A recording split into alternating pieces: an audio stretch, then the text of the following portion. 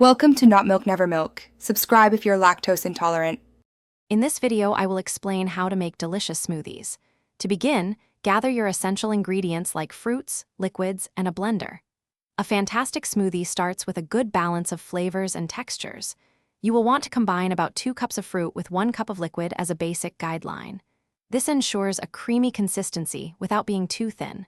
Remember, fresh ingredients make all the difference for a vibrant and tasty drink. Let's get blending.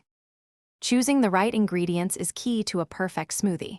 Opt for ripe fruits like a banana or a handful of berries for natural sweetness and a smooth texture. Don't shy away from adding a cup of leafy greens, such as spinach, as they blend in seamlessly and boost your nutrient intake. For your liquid base, consider 1 cup of water, almond milk, or even a splash of orange juice. Finally, add a tablespoon of chia seeds or a scoop of protein powder for an extra kick. Achieving the perfect blend is simple with a few steps. Always pour your chosen liquid into the blender first. This helps the blades move freely. Next, add your softer ingredients, like a handful of spinach or a sliced banana. Then, pile in your frozen fruits and any ice cubes on top.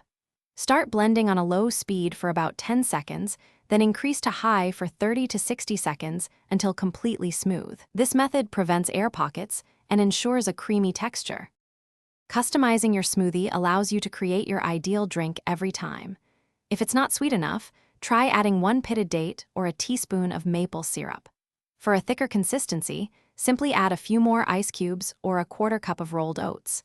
If your smoothie is too thick, slowly add a tablespoon of liquid until it reaches your preferred texture.